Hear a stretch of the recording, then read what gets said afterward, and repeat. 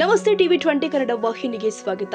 ಕಲಬುರಗಿ ಜಿಲ್ಲೆಯ ಶಹಾಬಾದ್ ತಾಲೂಕಿನ ಬಂಕೂರು ಗ್ರಾಮದ ಸರ್ಕಾರಿ ಮಾದರಿ ಪ್ರಾಥಮಿಕ ಶಾಲೆಯಲ್ಲಿ ಮಕ್ಕಳ ನಡೆ ಪ್ರಕೃತಿಯ ಕಡೆ ಕಾರ್ಯಕ್ರಮದ ಅಂಗವಾಗಿ ವಿದ್ಯಾರ್ಥಿಗಳಿಗೆ ವನ ಸಂಚಾರ ಕಾರ್ಯಕ್ರಮವನ್ನು ಹಮ್ಮಿಕೊಳ್ಳಲಾಗಿತ್ತು. ಸರ್ಕಾರದ ಆದೇಶದ ಮೇರೆಗೆ ಶಾಲೆಯ ಇಕೋ ಕ್ಲಬ್ ವತಿಯಿಂದ ಆಯೋಜನೆ ಮಾಡಲಾದ ಈ ಕಾರ್ಯಕ್ರಮದಲ್ಲಿ ವಿದ್ಯಾರ್ಥಿಗಳನ್ನ ಗ್ರಾಮದ ಸಮೀಪದಲ್ಲಿ ಇರುವ ಶ್ರೀ ಚೆನ್ನಪ್ಪ ಗೌಡ ಘಟ್ಟದ ಅವರ ತೋಟಕ್ಕೆ ಕರೆದೊಯ್ಯಲಾಗಿದ್ದು ಪ್ರಕೃತಿ ಹಾಗೂ ಪರಿಸರದ ಮಹತ್ವ ಕುರಿತು ಜಾಗೃತಿ ಮೂಡಿಸಲಾಗಿದೆ. ಈ ಸಂದರ್ಭದಲ್ಲಿ ವಿದ್ಯಾರ್ಥಿಗಳಿಗೆ ಸಸ್ಯದಳಗಳ ವರ್ಗೀಕರಣ, ವಿವಿಧ ಎಲೆಗಳ ರಚನೆ, ಬೇರುಗಳ ರಚನೆ ಸೇರಿ ವಿವಿಧ ಸಸ್ಯಗಳ ವೈಶಿಷ್ಟ್ಯಗಳ ಬಗ್ಗೆ ಪ್ರತ್ಯಕ್ಷವಾಗಿ ವಿವರಿಸಲಾಗಿದೆ. ಜೊತೆಗೆ ಕಾಡು ಉಳಿಸಿ ನಾಡು ಬೆಳೆಸಿ ಎಂಬ ಸಂದೇಶವನ್ನು ಕೂಡ ಮಕ್ಕಳಿಗೆ ಮನದಟ್ಟು ಮಾಡಿಸಲಾಗಿದೆ. ಇಕೋ ಕ್ಲಬ್ನ ಪ್ರಮುಖ ಉದ್ದೇಶವಾದ ಹಸಿರೇ ಉಸಿರು ಎಂಬ ತತ್ವದಂತೆ ಕಾಡುಗಳು ನಮ್ಮ ಜೀವನಾಡಿಯಾಗಿದ್ದು ಪರಿಸರವನ್ನ ಪ್ಲಾಸ್ಟಿಕ್ ಮುಕ್ತಗೊಳಿಸುವ ಅಗತ್ಯವಿದೆ ಎಂಬುದರ ಬಗ್ಗೆ ಶಿಕ್ಷಕರು ಮಕ್ಕಳಿಗೆ ತಿಳಿಸಿದ್ದಾರೆ. ನಾವು ಇವತ್ತು ಇಕೋ ಕ್ಲಬ್ ವತಿಯಿಂದ ನಮ್ಮ ನಡೆ ಪ್ರಕೃತಿಯ ಕಡೆ ಎಂಬ ಧ್ಯೇಯದಂತೆ ಇಂದು ನಾವು ನಮ್ಮ ಬಂಕೂರಿನ ಒಂದು ತೋಟಕ್ಕೆ ಮಕ್ಕಳನ್ನು ಕರೆದುಕೊಂಡು ಬಂದೀವಿ. ಈ ತೋಟದಲ್ಲಿ ನಾವು ಅನೇಕ ವಿಧವಾದ ಸಸ್ಯದ ವರ್ಗಗಳನ್ನು ಮತ್ತು ಸಸ್ಯದ ವಿಧಗಳನ್ನು ಮಕ್ಕಳಿಗೆ ತೋರಿಸಿದ್ದೇವೆ. ಅದೇ ರೀತಿ ನಾವು ಇವತ್ತು ಒಂದು ಮಾವಿನ ಮರದ ಬಳಿ ನಿಂತಿದ್ದೇವೆ. ಈ ಮಾವಿನ ಮರ ಒಂದು ಸಸ್ಯ ವರ್ಗದಲ್ಲಿ ಇದೊಂದು ಮರ. ಈ ಮರ ಅಂದರೆ ಸಸ್ಯಗಳಲ್ಲಿ ಪೊದರುಗಳು, ಬಳ್ಳಿಗಳು ಮತ್ತು ಮರಗಳಂತೇಳಿ ನಾವು ಸಸ್ಯ ವರ್ಗಗಳಾಗಿ ವಿಭಜನೆ ಮಾಡ್ತೀವಿ, ವರ್ಗಗಳನ್ನು ಮಾಡ್ತೀವಿ. ಅದರಲ್ಲಿ ಇದು ಒಂದು ಮಾವಿನ ಮರ. ಈ ಮಾವಿನ ಮರದಲ್ಲಿ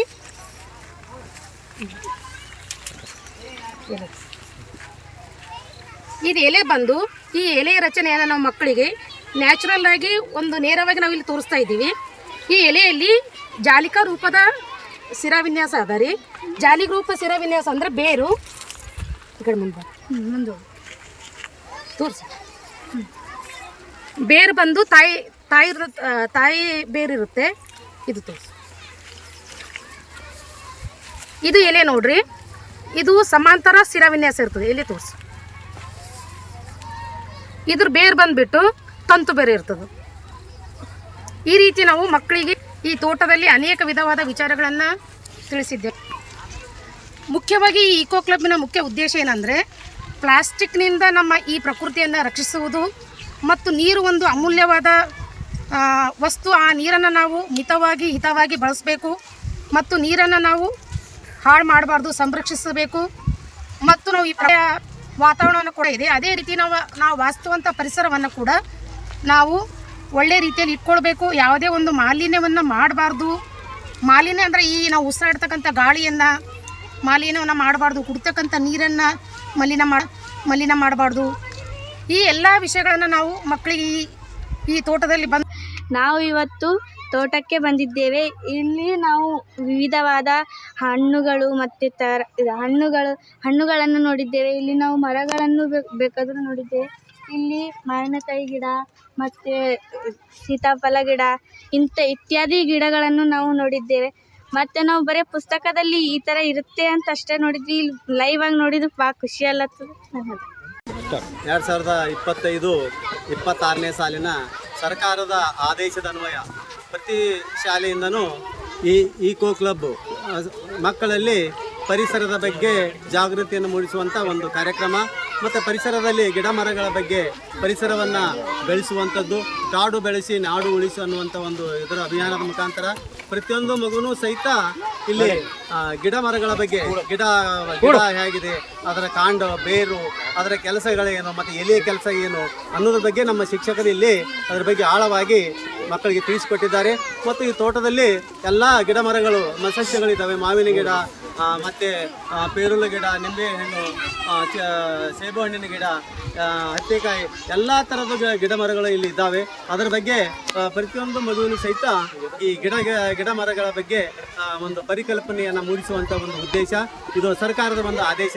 ಅದರ ಪ್ರಯುಕ್ತ ಈ ಸರ್ಕಾರ ಆದೇಶ ಪ್ರಯುಕ್ತವಾಗಿ ನಾವು ಈ ಮಕ್ಕಳನ್ನು ಈ ಹೊರ ಸಂಚಾರ ಅನ್ನುವಂಥ ಒಂದು ಕಾರ್ಯಕ್ರಮದಲ್ಲಿ ಈಗ ಸರ್ಕಾರಿ ಮಾದರಿ ಪ್ರಾಥಮಿಕ ಶಾಲೆ ಬಂಕೂರದಿಂದ ಹೊರಗಡೆ ಕರ್ಕೊಂಡು ಬಂದು ಈ ತೋಟದಲ್ಲಿ ಪ್ರತಿಯೊಂದು ಮಗುವಿನ ಸಹಿತ ಪ್ರತಿಯೊಂದು ಗಿಡದ ಬಗ್ಗೆ ಮಾಹಿತಿಯನ್ನು ಕೊಟ್ಟಿದ್ದಾರೆ. ಅದನ್ನು ಸ್ವಲ್ಪ ಟೀಚರ್ ಅವರು ಹೇಳ್ತಾರೆ.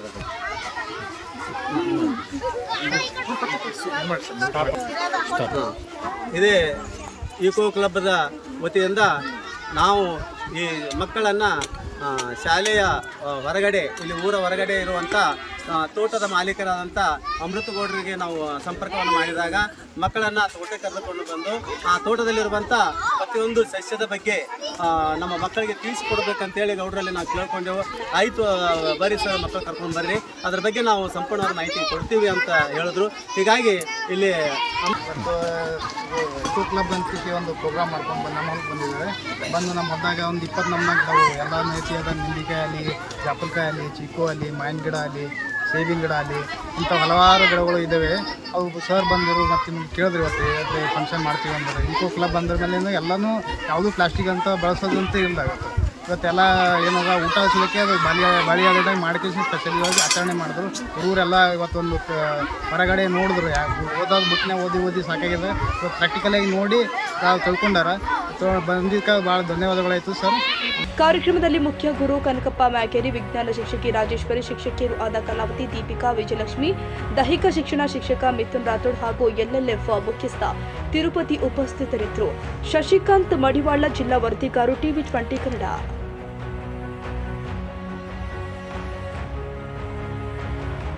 ಕನ್ನಡಿಗರ ಮೆಚ್ಚಿನ ನಿಮ್ಮ TV20 ಕನ್ನಡ ವಾಹಿನಿ ಇದೀಗ ಟಿವಿಯಲ್ಲಿ ಲಭ್ಯ. ಕರ್ನಾಟಕ ಮತ್ತು ದೇಶ ವಿದೇಶದ 360 ಡಿಗ್ರಿ ಸುದ್ದಿ ವಿವರವನ್ನ ಪಡೆಯುವುದಕ್ಕೆ TV20 ವಾಹಿನಿಯನ್ನು ಲೈಕ್ ಮಾಡಿ, ವಿಡಿಯೋಗಳನ್ನು ಶೇರ್ ಮಾಡಿ, ಕಮೆಂಟ್ ಮಾಡಿ, ಸಬ್ಸ್ಕ್ರೈಬ್ ಮಾಡಿ.